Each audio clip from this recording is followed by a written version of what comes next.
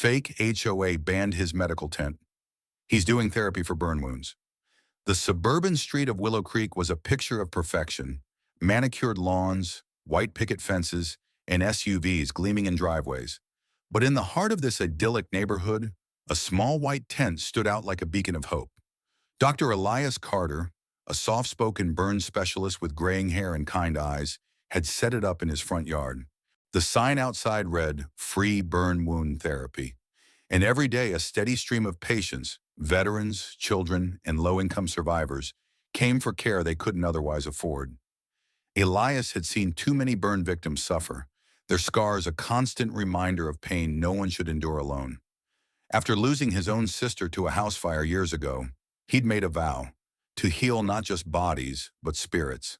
His tent was a sanctuary offering advanced wound care, physical therapy, and a listening ear. The community adored him, except for one person. Karen Mitchell, the self-appointed queen of the Willow Creek HOA, strutted down the sidewalk, her heels clicking like a metronome.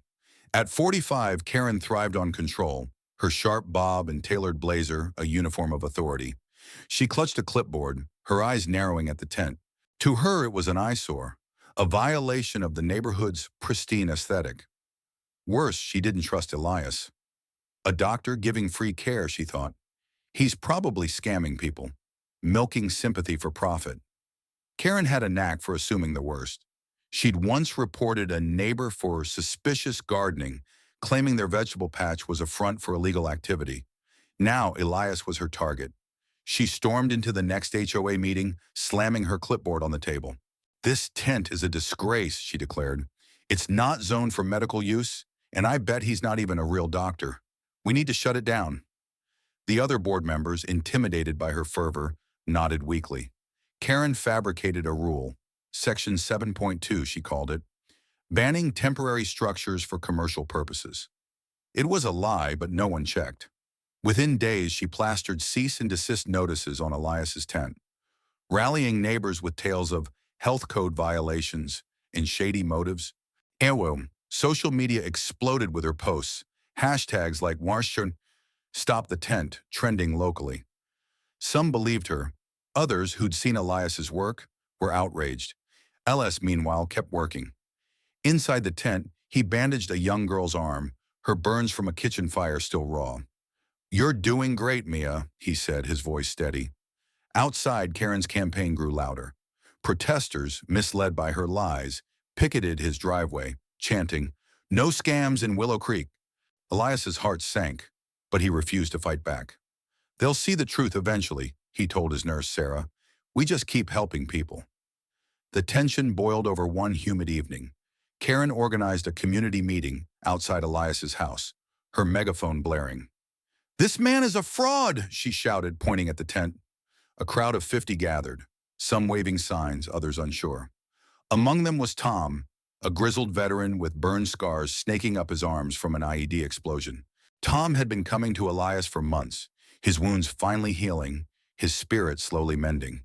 He stepped forward, his voice trembling with anger. "You don't know what you're talking about, lady. This man saved me." Karen scoffed. "Saved you? He's probably charging you under the table." Her words were a match to gasoline. Tom's face reddened, his fist clenched. The crowd parted as he lunged toward her, his scarred arm raised. "You liar!" he roared. Before anyone could react, he shoved Karen, sending her sprawling onto the grass. Gas rippled through the crowd. Karen's clipboard skidded away, her confidence shattered. Police sirens wailed in the distance. Elias rushed out, pulling Tom back. "Enough," he said, his voice firm but kind. Tom collapsed, tears streaming down his face. "She's ruining everything," he whispered. Karen scrambled to her feet, her face pale, her blazer torn. For the first time, she saw the crowd's eyes, some furious, others pitying. A teenage girl, another of Elias's patients, stepped forward. "Dr. Carter helped me when no one else would," she said. "Why are you doing this?" Karen opened her mouth, but no words came. The weight of her actions crashed down. She'd assumed Elias was a con artist, never bothering to verify. Now her lies had sparked chaos, hurting the very people she claimed to protect. As police arrived, separating Tom and escorting Karen away, she felt something unfamiliar. Shame. The police lights cast a harsh glow over Willow Creek, turning the once quiet street into a stage of chaos. Karen stood frozen, her hands trembling as an officer questioned her. Tom, still shaken, was led to a squad car, his outburst a raw wound exposed to the crowd. Elias knelt beside him, whispering words of calm, but the damage was done. The community was fractured, split between those who believed Karen's lies and those who saw Elias for the hero he was. By morning, the incident was all over local news. HOA official attacked over medical tent ban, the headline screamed. Social media erupted, with X posts amplifying the story. Support Dr. Carter trended alongside March on Willow Creek shame. A viral video of Tom's confrontation, filmed by a neighbor, showed his scarred arms and tearful plea. This man gave me my life back, and she's tearing it apart. The comments were brutal. Karen was called a heartless Karen, a power-hungry liar. Her phone buzzed with notifications, each one a dagger of public scorn. Karen locked herself in her house, blinds drawn. She'd always prided herself on being the neighborhood's gatekeeper, but now she was its villain. She replayed the moment Tom lunged at her, his rage a mirror of the pain she'd caused. She'd assumed Elias was a fraud because it was easier than believing someone could be that selfless. Now the truth was undeniable. Elias was saving lives, and she'd tried to stop him. At the police station, Tom faced charges for assault, but Elias pleaded for leniency. He's been through enough, he told the officers. He acted out of desperation, not malice. The community rallied behind Tom, launching a petition to drop the charges. Over 1,000 signatures poured in, many from patients Elias had helped. The petition's comments told stories of his kindness. A single mother whose son's burns healed. A veteran who found hope again. Karen read them in secret, each one a stab of guilt. Meanwhile, Elias defied the HOA's ban. He moved the tent to a nearby church lot, donated by Pastor Reynolds, who'd seen Elias's work firsthand. The tent buzzed with activity, patients, volunteers, even reporters. A local TV crew interviewed Mia, the young girl Elias had treated. Dr. Carter makes me feel safe, she said, her bandaged arm a testament to his care. The broadcast aired that night, and donations flooded in, enough to buy new equipment.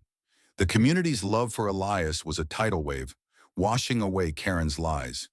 But Karen couldn't escape her own reckoning. At a grocery store, whispers followed her. That's the HOA woman, a cashier muttered. A neighbor turned away when she waved. Her inbox overflowed with angry emails, some calling for her resignation. One message from a burn survivor hit hardest. You tried to take away the only thing keeping us going. Why? Karen stared at the words, her chest tight. She'd always thought she was protecting Willow Creek, but she'd hurt it instead. One rainy afternoon, Karen drove to the church lot. She parked across the street, watching the tent through her windshield. Elias was there, wrapping a patient's arm, his focus unwavering. A group of kids played nearby, their laughter cutting through the drizzle. Karen's hands gripped the steering wheel. She wanted to apologize, to fix what she'd broken, but shame held her back. What could she say to a man she'd tried to destroy? That night, she found an old photo of her brother, a firefighter who'd died in a blaze 10 years ago. He'd been like Elias, selfless, honorable. Karen had buried her grief in control, in judging others to feel superior. Now she saw the cost. She'd dishonored her brother's memory by attacking someone who embodied his values. Tears fell as she whispered, "I'm sorry." The next morning, Karen attended an HOA meeting, her first since the incident.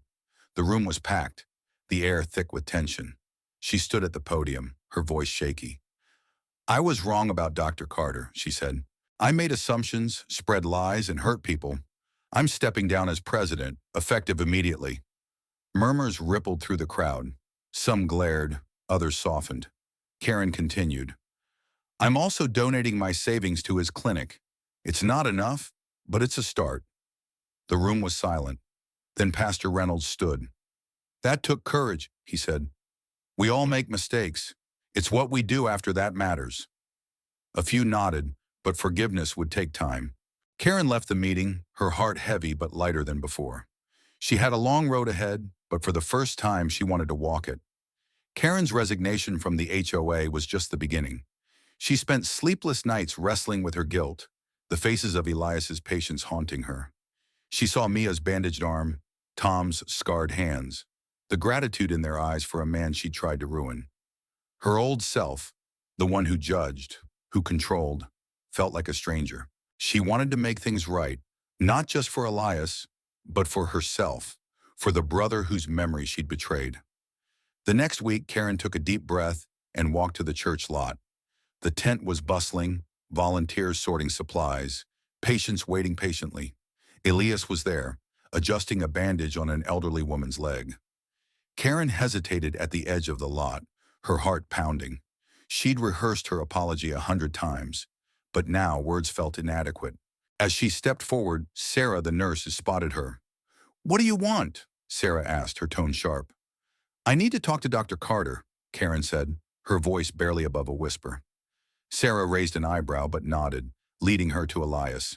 He looked up, his expression neutral but not unkind. "Karen," he said, standing, "what brings you here?" She swallowed hard. "I'm sorry," she began, her voice cracking. "I was wrong about you. I let my assumptions hurt people. Your patience, Tom, this community. I didn't understand what you were doing, and I didn't try to. I want to help if you'll let me." Elias studied her, his eyes searching. The tent was quiet, patients and volunteers watching. Finally, he nodded. "We can always use help," he said, "but it's not about me. It's about them." He gestured to the patients. Karen nodded, tears welling. She didn't expect forgiveness, but his willingness to let her try was more than she deserved. Karen started small, organizing supplies, scheduling appointments. She listened to patients' stories, their pain and resilience humbling her. Mia, the young girl, showed her a drawing she'd made of Elias as a superhero. "He's my hero," Mia said. Karen smiled, her chest tight. "Mine too," she whispered. Slowly, the community noticed her efforts. Some remained wary, but others, like Pastor Reynolds, saw her sincerity. "You're doing good, Karen," he said one day. "Keep going." The turning point came when Tom's court date arrived. Karen attended, her presence surprising everyone. Tom faced a misdemeanor charge, but Elias's testimony and the community's petition had swayed the judge. "I see a man who acted out of pain, not malice," the judge said. "Community service, no jail time." The courtroom exhaled. Tom turned to Elias, gripping his hand. "Thank you," he said. Then, to Karen's shock, he approached her.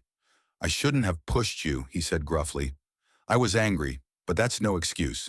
Karen shook her head. "I deserved it," she said. "I'm the one who's sorry." Tom nodded, a weight lifting between them. As they left the courthouse, Karen felt something new. Hope. The community's anger began to fade, replaced by a shared purpose.